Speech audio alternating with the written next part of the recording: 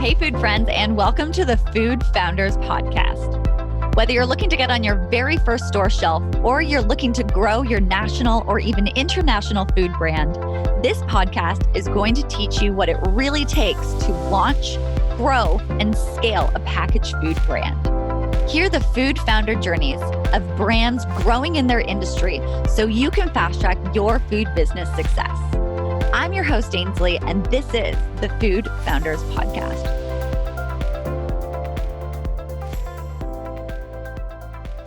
Hey, everyone. I am here today with Mariam Elghani from Garlic Goodness. And today we're talking about what exactly is garlic goodness? How did Mariam get into this? And why all of you guys should know a little bit more about how they've got to where they are today and where they're growing. So Mariam, welcome to the Food Founders Podcast. Really excited to have you here. Thank you so much. I'm super excited to be here and I'm excited to share. Yeah. So can you talk to us a little bit about what is Garlic Goodness and who is this business for? So, Garlic Goodness makes a Mediterranean garlic dip. It's also called toom, and it's a Lebanese dip. You might have had it if you've been at a Mediterranean restaurant and ordered a kebab or a falafel, and it's that white, creamy, garlicky sauce. And so, this is our garlic dip package. This is our new packaging. And this is our authentic one. We have a jalapeno and a chili pepper flavor as well. So it's a creamy dip that you can dip carrots in, put it on bread, you can marinate with it, toss it in a salad. It's really versatile and it has functional benefits as well because it's raw garlic, lemon juice, really, really healthy oils, and it's whipped into this delicious creamy experience. And yeah, the people that buy our garlic dip are usually between the ages of 25-ish to 35-ish. They're people who care about the food that they purchase and what the company stands for, and if they believe in what that company does and their mission behind it. That looks so good. I love Mediterranean food. And this is the dip that I always ask for extras for when I am at a Mediterranean restaurant. So I love the fact that you have packaged it up and are dishing out this creamy deliciousness for everyone. Thank you. That's what inspired me to do it. Was I saw that my parents' restaurant and was for like 10 years. People were like, "What is that stuff? I need it. I want it more of it." So definitely what inspired me. Cool. So your family has a history within the restaurant world as that's why you started this. You saw everyone was asking probably for seconds, thirds, loving this sauce. And you were just like, hey, why don't I package this up and offer this to people? That was a big part of it. Yeah, I worked with them and I improved the recipe with my dad when I was working there for like 10 years. I mean, it was just a small family company, but it was in the Silicon Valley. So we had a lot of exposure to those big tech giants and we'd cater to them. And Netflix called us up once and was like, can you deliver this on a weekly basis, just the dip? And so, it was just from then on, I was like, why don't I create new flavors and go for it? But it was a slow and steady journey. And there was, me also wanting something to manifest my energy into and focus into and be creative. And so that was all kind of combined into it. It was very personal for me. That must have been so great for you guys to get that call from Netflix being like, hey, can we just get this ongoing? I think Exactly. that's a sign that you have a great product right there. Thank you. Thank you. Um, cool. So okay, so you started after seeing the need from the company or from the restaurant, you wanted to create a company from it. Talk to me about where you guys have been growing since then. Where can people find you? What is that kind of path towards where you're sold right now? What does that look like? So right now we're in Northern California stores, mostly independent natural grocers. We are in conversation with Whole Foods and even Safeway later this year, which is really exciting. I actually did get into a few locations of Safeway, testing it out locally, and it did really well. So we're looking into expanding Northern California, and we're also entering into Southern California actually next month in Erewhon, which is about 5 locations in the LA area. And how are you going about getting all of that growth? Are you working with a distributor? Are you, knocking on doors? How are you opening up those doors? Because you guys have seen a lot of really good growth in a short period of time. Um, how have you been able to manage that? So to be honest, it was all me. My family is super supportive of it, but they haven't, been a part of this process. It was just me mostly winging it, and also connecting with people in the natural food industry and learning how to do it the right way. But making mistakes along the way. I Especially when I first started, would just walk into a store and do a pitch. And now I've started to learn to kind of do the online submission process first and follow those like procedures. And that's panning out really well, and that's what helped me get into Erewhon in SoCal just like maybe a few weeks ago, and super excited about that. So um, it's just been about persistence and just trying your best to make it happen. Persistence. I love that you talk about that and how you've just kept at it and like you learned from the mistakes along the way, right? I'm actually not a big believer in mistakes. I think everything kind of teaches us like where we need to learn, how we need to grow. And you just, kind of stepped up and you're like, okay, cool. This isn't how we necessarily do it. We'll pivot over here and do it like this. Yes, totally. That's how you got to do it. Exactly, exactly.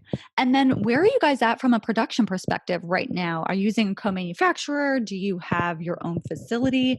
You guys are getting a lot of increased demand now with all these great new listings. Congratulations on all the new listings. How are you keeping pace with all of that? Great question. Because production was just like the hardest thing for me throughout this whole process was how do I make this a streamlined thing? And when I do get big, how in the heck am I gonna do this? so I got very I mean, I think it's partially just serendipitous luck, and then just also being persistent again, because I made a connection through a packaging company like 3 years ago, or whenever I started the company, randomly for a kitchen in Concord, California. And it never panned out, but I occasionally would ask them about it and keep checking in. And um, I don't know why, but the universe aligned. And all of a sudden, just as I was getting into Erewhon and everything, they called me and said, we're ready for you, and we want you and everything, but it's not a co-packer. It's a really big commercial kitchen that's family owned, and they have all the equipment that I need to grow as a company. I mean, they have, I can fit pallets in the fridge to that extent. So I mean, that's really rare to find. And I feel super blessed, and I'm so excited to start. I'll be starting next week, so production is going to change and be a lot more efficient starting like April.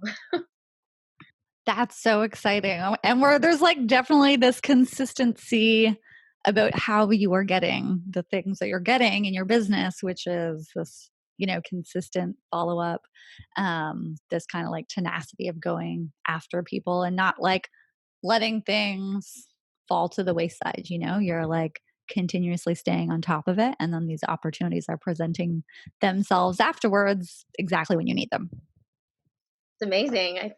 It feels unreal sometimes when it finally happens. You're like, what?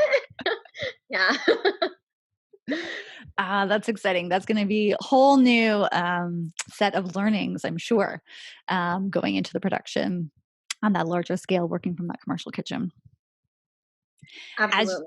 As you guys are growing in this new phase, what are some of the new challenges that you as a leader are coming up against, and needing to look at how am I going to overcome this to get to this next level of success for the business?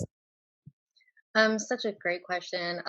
Right now, for me, it's and the company, it's distribution.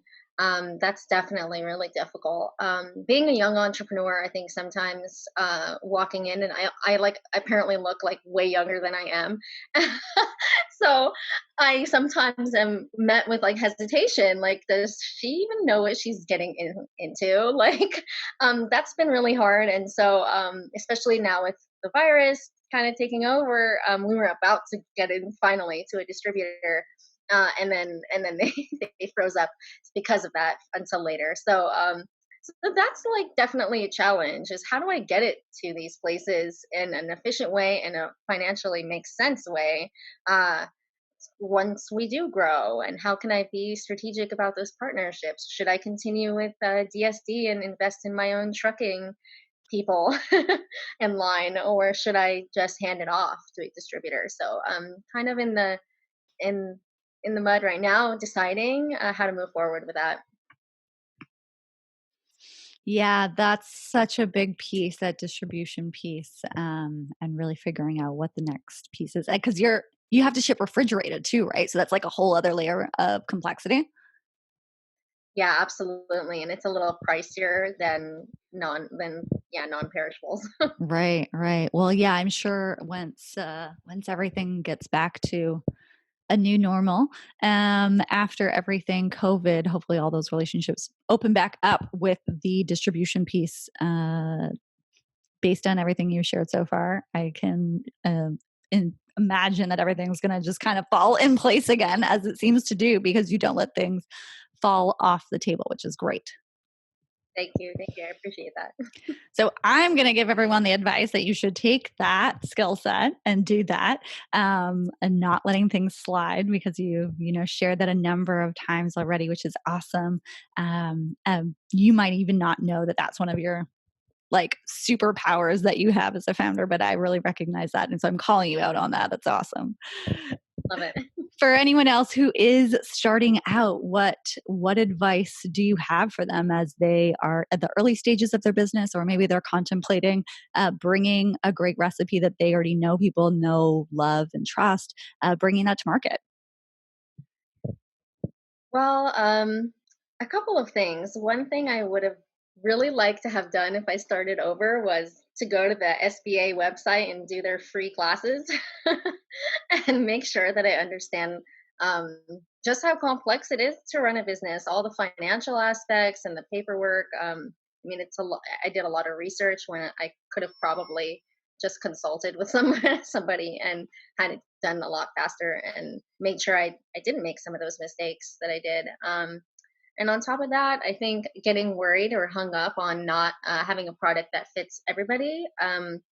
If you, for example, if your product has dairy and you're worried about not serving the plant-based market, then I mean, don't get hung up on that, because there are so many people who still eat dairy, and that's not going to kill your business, especially if you have a great product and you're going to keep on going and pushing forward. Just don't get hung up on that, because you can't please everybody, and you got to do what's right for you. And sometimes what's not broken doesn't need fixing. I mean, I think I had to learn that the hard way. I already had a dip. I had proved to be successful, and my parents proved to be successful, but I got really worried that because although it's totally dairy free, gluten free, keto, all the good stuff, it does have a bit of egg white, and I got so worried about not pleasing the vegan community, and I finally had to just accept that, you know what, it's selling really well, and a lot of people do enjoy the egg white protein that's in there, and it tastes great, and so there's other products out there for plant-based people, and it's okay. It's going to be okay. I think that's such great advice, because I think that we think that we need to please everyone, and it's so hard. And you're right. You have a great tasting product that people already loved. Like, even if you look at the market, the amount of people that are vegan or plant-based versus non, you're still attracting such a large part of the market by not having, the benefit, the term that's like sexy and hot right now, right? Lots of people are going vegan or flexitarian. However, there's a whole lot of meat eaters and animal product enjoyers still out there. So good for you for like leaning in and like being like, no, this is a product that people love. Yes, some people aren't going to be able to enjoy it, but that's okay. There are still a ton of other people that are going to be able to enjoy it. Absolutely. And then final question, and like feel free to have fun with this as much as you want, but what does your product pair perfectly with? How should people be enjoying garlic goodness? Well, I wish I had a bag of their crackers, but I love it with Cult crackers, and that's CULT crackers, or any kind of cracker. But I particularly love it with their crackers. And when I sell it to a store or I'm pitching it to a store, I take their crackers, and it really helps me. I'm pretty sure the combo helps me get into Erewhon because it's so good, and I can't explain it. But I've been partnering with them. It's also a female-owned company, and they're here in Berkeley, like down the street from where I actually live. And yeah, I just partnered with them for everything, and people love it, and it's helped my company grow, that combo. So I would recommend that. But if you're not into crackers, carrots are good too. Oh, that's awesome. And I love how you've like partnered with another business to help grow your business. That's huge. I think that in the food industry, I think there are very few foods that people just eat independently, right?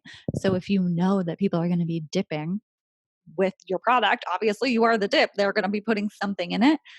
Finding what those the conduits for getting the dip into people, what those are, and partnering with them. I think that's also really, something for people to look at. They're going to be having you with someone. Might as well advocate for the best tasting flavor combination that you can find. Absolutely. You got to find it and partner with them, make it happen. Why not? Exactly. Cool. Well, thank you so much for sharing your story and the story of garlic goodness, Mariam. Is there anything else that you want to share with anyone who is watching or listening to this? Yeah. So we're starting in 2020 to partner with a foundation where we're going to be donating a percentage of our proceeds or our sales to the Joyful Heart Foundation, and so they help women and other people who have gone through sexual violence, domestic abuse, child abuse, and help with the therapy and their journey to healing. So when you support Garlic Goodness, you're supporting survivors and their journey to growth and healing. So um, that's our mission. It's not all about selling garlic dip. It's that when we sell a lot of garlic dip, we can help a lot of people. And that's really what this is all about, is that love aspect of this. That's beautiful. Thank you for letting everyone know that. And thank you for like giving back to such a really important cause. That's great. So happy to. Cool. Thank you, Mariam. Thanks for joining us on the Food Founders Podcast. The Food Founders Podcast is brought to you by the Fab Growth Academy, the online hub for driven food and beverage business owners that want to get on more shelves, get into more homes, and really grow their food business. Inside the Fab Growth Academy, Fab standing for food and beverage, you'll have unlimited access to tools, resources, and training from myself and my food friends. So if you know you have a great product, let's work on building the business side of things so that more people can enjoy it and you can make the impact I know you want to make with your business. The Fab Growth Academy is now open. So hop on over to growmyfoodbrand.com to join me and your fellow food founders inside the Fab Growth Academy. I cannot wait to see you in there and help you grow your business.